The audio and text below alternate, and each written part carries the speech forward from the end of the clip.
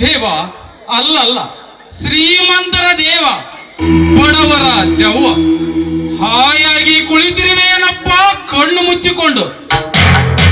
ಬಡವರು ಬರಿಗಾಲಿನಿಂದ ನಿನ್ನಡೆಗೆ ಬಂದರೆ ಕರುಣೆ ಬಾರದಪ್ಪ ನಿನಗೆ. ಅದೇ ಶ್ರೀಮಂತರು ಕಾರಿನಲ್ಲಿ ಕುಳಿತು ನಿನ್ನ ಗುಡಿಯ ಗೇಟಿಗೆ ಕಾರು ತಂದು ನಿಲ್ಲಿಸಿ ಹಾರು ಮಾಡುವುದಷ್ಟೇ ಸಾಕು. ಎಚ್ಚೆತ್ತು ಕಣ್ಣು ಬಿಟ್ಟು ನೋಡುವೆ ಕಟುಕ ಶ್ರೀಮಂತರನ್ನು. ಸೃಷ್ಟಿಕರ್ತನಾದ ನಿನ್ನಲ್ಲಿಯೇ ಬಡವ ಬಲ್ಲಿದನೆಂಬ ಭೇದ ಭಾವ ಬೆಳೆದು ನಿಂತಾಗ ಮಂಗಮಾನವನಲ್ಲಿ ಭೇದ ಭಾವ ಬೆಳೆಯುವುದೇನಾಶ್ಚರ್ಯ? ಲಕ್ಷ್ಯಗೊಟ್ಟು ಕೇಳಪ್ಪ ಭಕ್ತ ಶೂನ್ಯ ಈ ಬಂಟನ ಮಾತುಗಳನ್ನು. ನಾನೀಗ ಕಷ್ಟವಿಲ್ಲದ ಕಸುಬನ್ನು ಪ್ರಾರಂಭಿಸುತ್ತೇನೆ.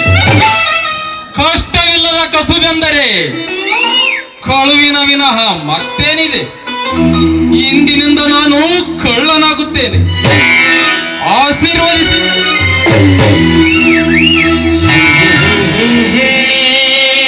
ಮೊಟ್ಟ ಮೊದಲು ನಿನ್ನ ಸ್ಥಾನದಲ್ಲಿಯೇ ಕಳ್ಳತನ ಪ್ರಾರಂಭಿಸುತ್ತೇನೆ. ನನ್ನ ಕಳ್ಳತನದ ಕಾಯಕಕ್ಕೆ ನೀನೇ ದೀಕ್ಷಾ ಗುರುವಾಗು. ನೀನೇ ನನ್ನ ಕಾಯಕದ ಗುರುವಾದ ಮೇಲೆ ನನ್ನ ಕಾರ್ಯಕ್ಕೆಂದೂ ಅಪಜಯವಾಗಲಾರದು. ಹೊಟ್ಟೆಗೆ ಅನ್ನವಿಲ್ಲದೆ ಮಹಾತಾಪದಿಂದ ಬಳಲುವ ತಂದೆ ತಂಗಿಯ ರಕ್ಷಣೆಗಾಗಿ ಹಾಯಾಗಿ ಮಲಗಿರುವ ನಿನ್ನನ್ನು ಎಚ್ಚರಿಸಲು ಭಕ್ತರು ನಿನ್ನ ಗುಡಿಯಲ್ಲಿ ಕಟ್ಟಿರುವ ಗಂಟೆಯನ್ನು ಕದ್ದೊಯ್ದು ಮುಂದೆ ನಿನ್ನ ಆಶೀರ್ವಾದದ ಬಲದಿಂದ ಸ್ವಾರ್ಥಿ ಶ್ರೀಮಂತ ಕುನ್ನಿಗಳ ಮನೆಗೆ ಕನ್ನ ಹಾಕಿ ಕಣ್ಣೀರಿನ ಅರ್ಥ ಹೇಳುವ ಚಾಣಾಕ್ಷನಾಗುತ್ತೆ. ಗಂಟೆ ಒಯ್ಯುತ್ತಾನೆಂದು ಗಡಬಿಡಿ ಪಡಬೇಡಪ್ಪ. ಸಮಯ ಬಂದಾಗ ನಿನ್ನನ್ನೇ ಹೊತ್ತುಕೊಂಡು ಹೋಗಿ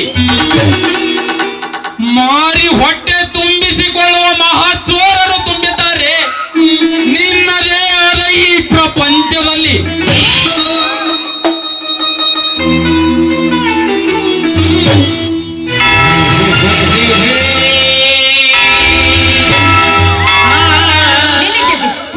ಸುಶಿಷ್ಟ ಸಂಪನ್ನರಿಗೆ ಇದು ಸಲ್ಲದ ಕಾರ್ಯವಲ್ಲ. ನಾನು ಈಗ ಯಾವ ತತ್ವಕ್ಕೂ ತಲೆ ಬಾಗಲಾರೆ. ಅಲ್ಲದೆ ತಿಳಿದವರಾದರೆ ನನ್ನ ಈ ಕಾರ್ಯಕ್ಕೆ ಅಡ್ಡಿಯಾಗಬಾರದು. ಪುಣ್ಯ ಜೀವಿ ಅಂತ ತಿಳಿದು ತಿಳಿಯದೆ ಮಾಡುತ್ತಿರುವ ಕಾರ್ಯವನ್ನ ಕಂಡು ಸುಮ್ಮನಿರಬೇಕು. ಬುದ್ಧಿ ಜೀವಿಗಳಾದ ನೀವೇ ಇಂಥ ಕಾರ್ಯ ಮಾಡ್ಲಿಕ್ಕೆ ಮುಂದಾದ್ರೆ ಇದು ಧರ್ಮವಲ್ಲ. ಧರ್ಮವೆಂಬುದು ಇದೆಯೇ? ಇದ್ದರೆ ಶಾಲೆಯ ಪುಸ್ತಕಗಳಲ್ಲಿ ಓದುವುದಕ್ಕೂ ಬರೆಯುವುದಕ್ಕೂ ಮಾತ್ರ ಎರಡಕ್ಷರದ ಶಬ್ದವಾಗಿ ಉಳಿದಿದೆ. ಧರ್ಮದ ವಿಚಾರ ನನಗೆ ಬೇಕಾಗಿಲ್ಲ. ಧರ್ಮವಂತರ ಬಾಳು ಈ ನಿರ್ದಯ ಜಗತ್ತಿಗಿಂತಲೂ ಕೀಳು. ಓದಿ ಪದವೀಧರನಾಗಿ ನೌಕರಿಗೆ ಸಿಗದೆ ಕೊನೆಗೆ ಅಲೆದು ಕಳ್ಳತನಕ್ಕೆ ಈಡಾಗಿದ್ದೀರಿ ಎಂಬುದು ನನಗೆ ಚೆನ್ನಾಗಿ ತಿಳಿದಿದೆ. ಆದ್ರೆ ನನಗೆ ತಿಳಿದ ಮಟ್ಟಿಗೆ ನಾನು ಹೇಳಬೇಕಂದ್ರೆ ಈ ಸಮಾಜದಲ್ಲಿ ಭಿಕ್ಷೆ ಬೇಡುವುದಕ್ಕೆ ಬೆಲೆ ಇದೆಯೇ ಹೊರತು ಕಳ್ಳತನಕ್ಕೆ ಬೆಲೆ ಇಲ್ಲ ಈ ನಮ್ಮ ಸಮಾಜದಲ್ಲಿ. ಸಮಾಜ ಈ ನಿನ್ನ ಹಾಳು ಸಮಾಜದಲ್ಲಿ ಎಂತವರಿಗೆ ಬೆಲೆ ಇದೆ ಗೊತ್ತೇ? ಹೆಂಡ ಕುಡಿದು ಕಂಡ ತಿಂದು ಕಂಡ ಕುಲವತಿಯರ ಕೈ ಹಿಡಿದೆಳೆಯುವ ಬಂಡ ಗಂಡಸರಿಗೆ ಬೆಲೆ ಈ ಸಮಾಜದಲ್ಲಿ. ಒಡ ಹುಟ್ಟಿದ ಅಕ್ಕ ತಂಗಿಯರನ್ನು ಮಾಡಿಕೊಂಡ ಮಡದಿಯನ್ನು ಹೆಚ್ಚೇನು ಹೆತ್ತ ತಾಯಿಯನ್ನು ಸಹ ಮೈ ಮಾರಲು ಹಚ್ಚಿ ಅವರ ಉತ್ಪನ್ನದಲ್ಲಿಯೇ ಬಳೆ ತೊಟ್ಟು ಉತ್ತಮರಂತೆ ಮೆರೆಯುವ ಬಂಡ ಗಂಡಸರಿಗೆ ಈ ಸಮಾಜದಲ್ಲಿ ಬೆಲೆ. ಸಾಕು ಜಗದೀಶ್, ಸಾಕು. ಇನ್ನು ಕೇಳು ನಿನ್ನ ಸಮಾಜದ ಕಥೆಯನ್ನು ತೊಳೆದು ಬೀಸುವೆನು ಒಂದು ಸಲ. ಕೋಟಿಗಟ್ಟಲೆ ಕೋಟಾ ನೋಟು ಚಲಾಯಿಸಿ ಬಲವಂತ ಶ್ರೀಮಂತರಿಗಿದೆ ಈ ಸಮಾಜದಲ್ಲಿ ಬೆಲೆ. ಕಾಳು ಸಂತೆಯಲ್ಲಿ ಕಾಳು ಕಡಿ ಸಾಗಿಸುವ ಕದಿಮೆ ವ್ಯಾಪಾರಿಗಳಿಗಿದೆ ಈ ಸಮಾಜದಲ್ಲಿ ಬೆಲೆ. ಹೆಚ್ಚೇನು ಬಡವರ ಹೆಣ್ಣು ಮಕ್ಕಳನ್ನು ಬಣ್ಣದ ಮಾತಿನಿಂದ ಮರಳು ಮಾಡಿ ನಡು ರಾತ್ರಿಯಲ್ಲಿ ಪ್ರವಾಸಿ ಮಂದಿರಕ್ಕೆ ವಸತಿ ಗೃಹಕ್ಕೆ ತಂದು ಶ್ರೀಮಂತರಿಗೆ ಒಪ್ಪಿಸಿ ಎರಡೂ ಕಡೆಯಿಂದ ಕಮಿಷನ್ ಕತ್ತರಿಸುವ ತಲೆ ಹಿಡುಕರಿಗೆ ಈ ಸಮಾಜದಲ್ಲಿ ಬೆಲೆ. ಲಂಚ ನೀಡುವ ನಾಗರಿಕರಿಗೆ ಬೆಲೆ, ಲಂಚ ಸ್ವೀಕರಿಸುವ ಹೀನ ಅಧಿಕಾರಿಗಳಿಗೆ ಬೆಲೆ. ಅಂತವರ ಬಾಳು ಕೊನೆಗೊಂದು ದಿನ ಹಾಳಿ. ನಾಳಿನ ವಿಚಾರ ಹಿಂದೇಕೆ, ಇಂದಿನ ಸುಖ ಜೀವನವೇ ಪಾವನ. ಅಂತೂ ಕಳ್ಳತನ ಕಾರ್ಯವನ್ನೇ ಮುಂದುವರಿಸಬೇಕು ಅಂದುಕೊಂಡಿದ್ದೀರೇನು? ಅನಿವಾರ್ಯ. ಇಂದಿನ ಈ ಮುಂದೋಡುವ ಜಗದಲ್ಲಿ ಏನು ಮಾಡಿದರೆ ಮಾನವ ಸುಖವಾಗಿರುತ್ತಾನೆ ಎಂಬುದನ್ನು ಕಂಡು ಹಿಡಿದವರ ಪಂಕ್ತಿಯಲ್ಲಿ ನಾನು ಒಬ್ಬ. ಗಂಡಿಗೆ ಕಳುಹೀನ, ಹೆಣ್ಣಿಗೆ ಹಾದ್ರಹೀನ. ಅದು ಹಿರಿಯರು ಮಾಡಿಟ್ಟು ಹೋದ ನಾಣ್ಣುಡಿ. ಅದನ್ನು ಅನುಸರಿಸುವವರು ಬಹಳ ವಿರಳ ಈ ಕಾಲದಲ್ಲಿ. ನೋಡಿ, ಅಂತವರು ಹುಡುಕಿದರೂ ಸಿಗಲಾರರು. ಸಮಾಜದ ಸೇಡಿಗಾಗಿ ಸಿಕ್ಕ ಹಾಗೆ ಮಾತಾಡಬೇಡಿ.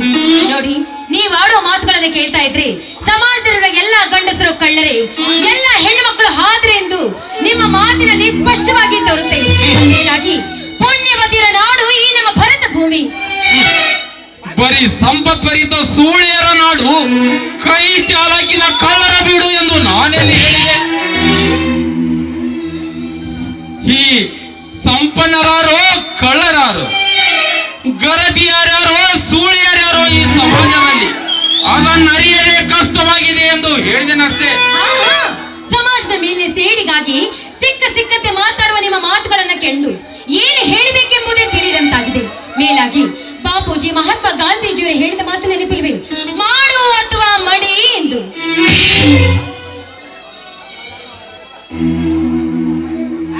ಸಾರಿ ಹೋದ ಶಬ್ದದ ಸದುಪಯೋಗ ಹೊಂದಬೇಕೆಂದೇ ನಾನೀಗ ಕಳ್ಳತನ ಮಾಡುತ್ತೇನೆ. ಶಿಕ್ಷೆ ನೀಡುವವರ ಕೈಗೆ ಸಿಕ್ಕಿ ಬಿದ್ದರೆ ಮಡಿಯುತ್ತೇನೆ. ಹಾಗಾದ್ರೆ ಮಹಾತ್ಮರ ಮಾತಿಗೆ ಮನ್ನಣೆ ಇಲ್ಲ ಅಂತ ಹೇಳ್ತಾರೆ. ಮಹಾತ್ಮಾಜಿಯವರ ಮಾತಿಗೆ ಮನ್ನಣೆ ಇದ್ದಿದ್ದರೆ ಮೋಸ, ಅನ್ಯಾಯ, ಅತ್ಯಾಚಾರ, ಅಸತ್ಯ, ಅಧರ್ಮ ಎಂಬ ಶಬ್ದವನ್ನು ಕಿತ್ತೊಗೆದು ಸರ್ವರು ಸಮಾನರಾಗಿ ಬದುಕಿ ಬಲ್ಲಿದರೆಂಬ ಭಾವನೆ ದೂರ ಆಗಬೇಕೆಂಬ ಕಟ್ಟಿನಿಂದ. ನೋಡಿ, ಗಾಂಧೀಜಿಯವರು ಹಾಕಿಕೊಟ್ಟ ಹಾದಿಯಲ್ಲಿ ನಡೆದಿದ್ದೇ ಆದ್ರೆ ಇಂದಲ್ಲ ನಾಳೆ ಆದ್ರೂ ನಮಗೆ ಸುಖ ಸಿಗದೇ ಇರಲಾರದು.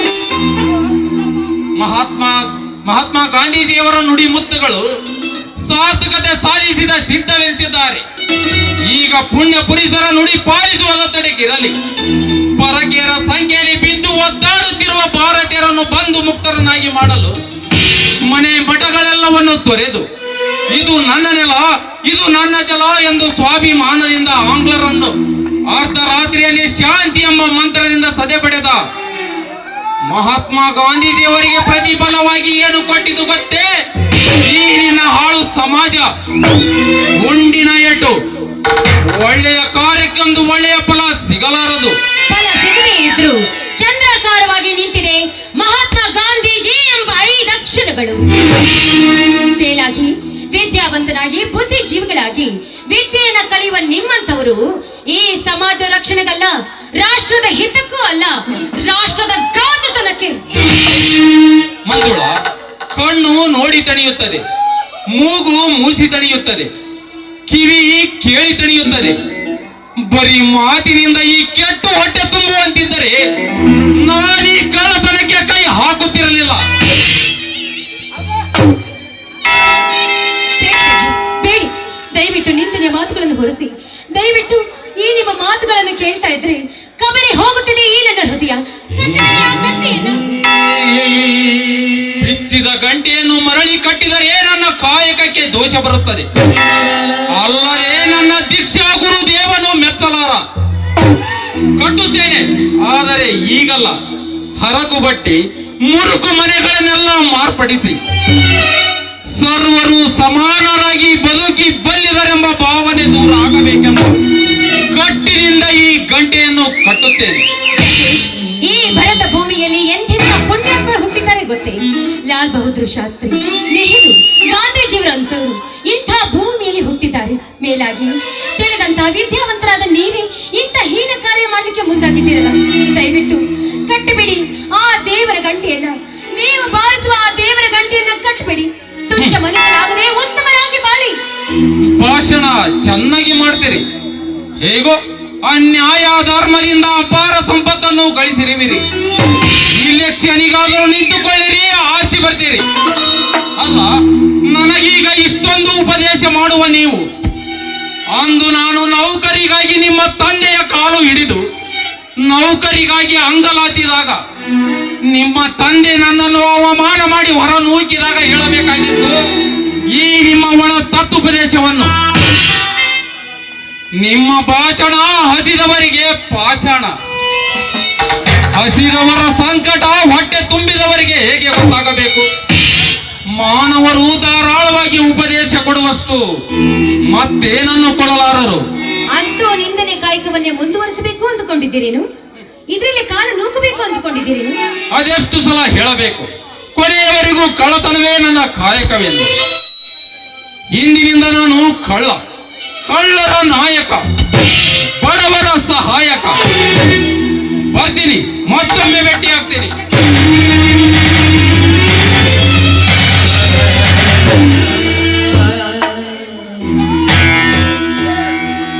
ದೇವ, ನಿನ್ನ ದಯೆ ಇಂಥ ಬಡವರ ಮೇಲೆ ಇರ್ಲಪ್ಪ.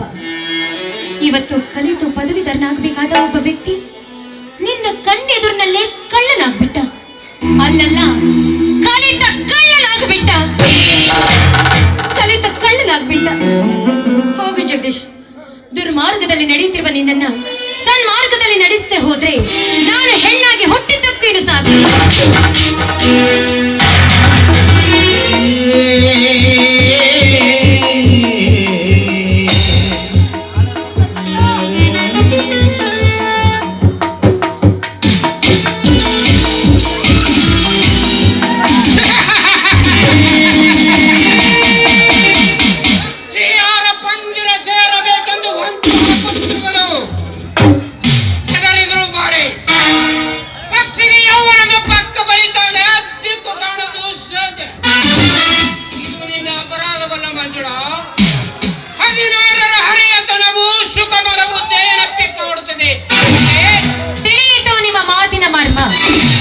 ಈಗೇನಾಯ್ತು ನಿನ್ನ ಕಾಯಕ ಕರ್ಮ? ವಿಷಕಂಠ, ನಾನು ನಿನ್ನ ದುಡಿಸಿಕೊಳ್ಳುವ ಒಡೆಯನ ಮಗಳಿದ್ದೇನೆ. ಇಷ್ಟಾದ್ರೂ ಸ್ವಲ್ಪ ತಿಳಿಯಿತೇನು? ತಿಳಿದು ಮತ್ತೆ ಗಮನ ಬೆಚ್ಚಿ ಮಾತನಾಡಬಾರದು. ನೋಡಿ, ನೀವು ನನ್ನ ತಂದೆಯ ಆಪ್ತರು, ನಮ್ಮ ತಂದೆಗೆ ಬೇಕಾದವರು. ಮೇಲಾಗಿ ನಮ್ಮ ತಂದೆಯ ಸ್ಥಾನದಲ್ಲಿ ನಿಮಗೊಂದು ಅಗ್ರಜ ಸ್ಥಾನವಿದೆ ಅಲ್ಲವೇ? ಇನ್ನೂ ಅನುಮಾನವೇ? ಅದಕ್ಕಾಗಿ ಹೇಳ್ತಾ ಇದ್ದೀನಿ, ಆ ಸ್ಥಾನವನ್ನ ದುರುಪಯೋಗ ಮಾಡಿಕೊಳ್ಳಬಾರದು ಅಂತ. ದುರುಪಯೋಗ ಮಾಡಿಕೊಳ್ಳ ದುಷ್ಟ ನಾನಲ್ಲ. ನಿಮ್ಮ ತಂದೆಯವರ ಕೊಟ್ಟ ಸ್ಥಾನ ಕಳೆದುಕೊಳ್ಳುವಷ್ಟು ಮೂರ್ಖನಾಗಿದ್ದರೆ ನಿಶ್ಚಯವಾಗಿ ನಿಮ್ಮ ಜೊತೆ ಮಾತನಾಡುತ್ತಿರಲಿಲ್ಲ. ಇರಲಿ, ರಸಗತಿಯ ರಾಜ ನಾನು.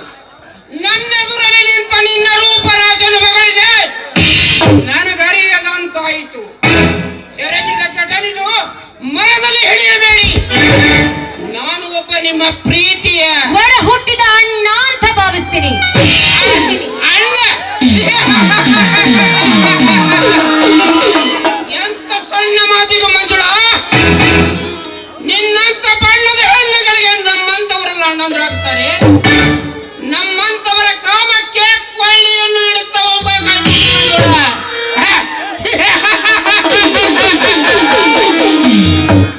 ಸಿಕ್ಕ ಹೆಣ್ಣುಗಳನ್ನೆಲ್ಲ ನನ್ನ ತೋಳ್ತಕ್ಕಿಲಿ ಬಂಧಿಸಿಕೊಳ್ಳಬೇಕೆಂದು ಶ್ರೀಮಂತ ಮಾಧವನ ಸಕಲ ಸ್ವರ್ಗ ಒಡೆಯ ನಾನಾಗದಿದ್ದರೆ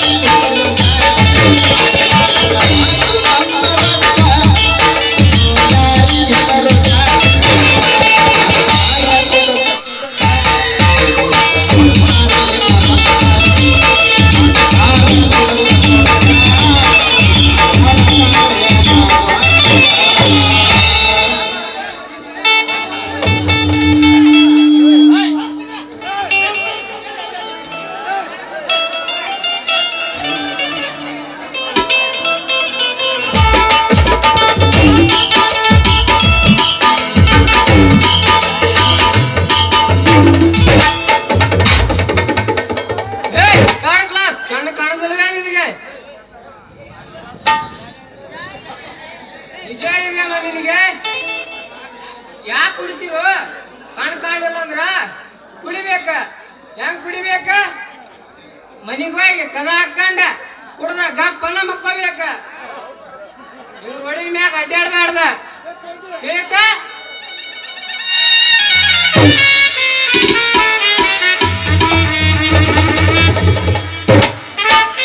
ಹೌದಲೇ ಕುಡುಕ ನನ್ನ ಮಗನೇ.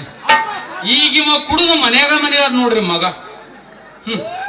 ಪಾಕಿಟ್ನ್ಯಾಗ ಹಣವನ್ನಾದರೂ ಇಟ್ಟಿದ್ದಾನೋ ಏನೋ ಎಲ್ಲ ಕುಡ್ದು ಹಾಳು ಮಾಡ್ಯಾನ.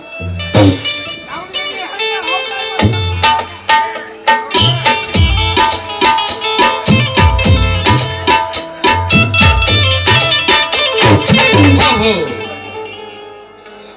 50 ರೂಪಾಯಿ ಇವೆಲ್ಲ ಸಾಕು ಸಾಕು ಹಿಂದಿನ ಉಪಜೀವನಕ್ಕೆ. ಲಕ್ಷ್ಮಿ, ಎಲೆ ಲಕ್ಷ್ಮಿ, ನೀನು ಬಲು ಭಿನ್ನಾಣಗಿತ್ತಿ. ಬಡವರ ಬಳಿ ಕಾಲೂರಿ ನಿಲ್ಲಲು ನಿನ್ನ ಮನಸ್ಸಾಗುವುದಿಲ್ಲ ಅಲ್ಲವೇ? ಏಕೆಂದರೆ ಬಡವರು ನಿನ್ನನ್ನು ಸದುಪಯೋಗ ಮಾಡುತ್ತಾರೆ. ಅದಕ್ಕಾಗಿ ನೀನು ಬರೀ ಶ್ರೀಮಂತರ ಜೋಬಿನಲ್ಲಿಯೇ ಜೋತು ಬೀಳುವೆ. ಇನ್ನು ಮೇಲೆ ಅದು ಹೇಗೆ ನೀನು ಶ್ರೀಮಂತರ ವಂಶದಲ್ಲಿ ಉಳಿಯುತ್ತೀಯೋ ನಾನು ನೋಡುತ್ತೇನೆ.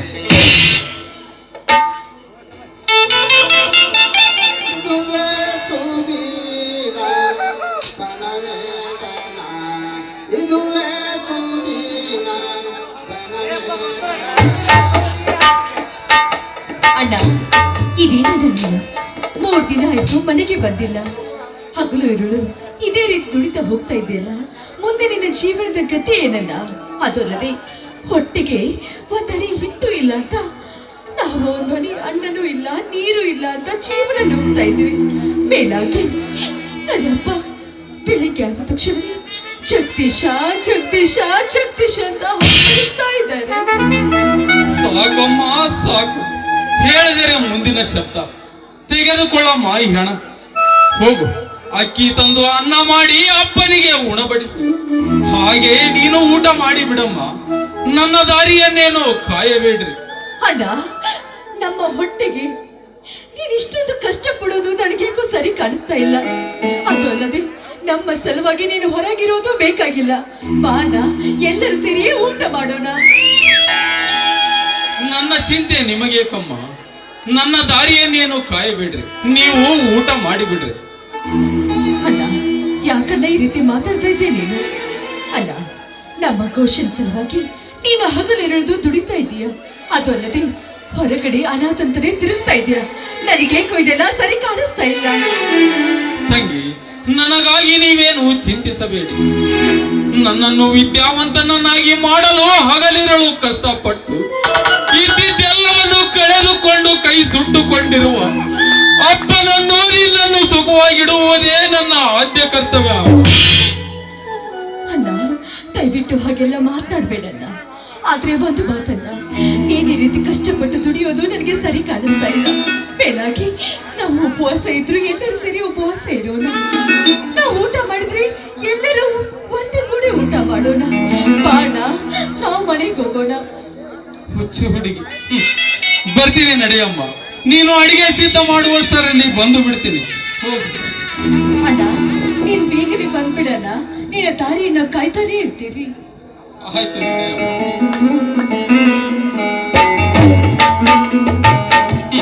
ಹುಚ್ಚು ಹುಡುಗಿ, ನನ್ನ ತಂಗಿ ಸಾವಿತ್ರಿ ಪತಿಯ ಮನೆ ಸೇರಿ ಸುಖ ಸಂತೋಷದಿಂದ ಕಾಲ ಕಳೆಯಬೇಕಾದವರು ನಮ್ಮ ದರಿದ್ರತನದ ದುಳ್ಳುರಿಯಲ್ಲಿ ಬೆಂದು ಬಾಡಿ ಹೋಗುತ್ತಿದ್ದಾಳೆ. ಏನೇ ಆಗಲಿ ಇವಳ ಮದುವೆಯನ್ನು ಮಾಡಲೇಬೇಕು. ಹೇಗೆ ಮಾಡಬೇಕು? ಇಂದು ರಾತ್ರಿ ಶ್ರೀಮಂತ ಮಹಾದೇವನ ಮನೆಗೆ ಕನ್ನ ಹಾಕಲೇಬೇಕು. ಹಣವನ್ನು ಕದ್ದು ತರಲೇಬೇಕು. ಹಾಗಾದರೆ ಮಾತ್ರ ನನ್ನ ತಂಗಿಯ ಮದುವೆ. ಹೌದು, ಇಂದಿನಿಂದ ಕಂಡ ಪುಂಡ ಶ್ರೀಮಂತರ ಮನೆಗೆ ಕನ್ನ ಹಾಕುವ ಕಳ್ಳನಾಗಲೇಬೇಕು.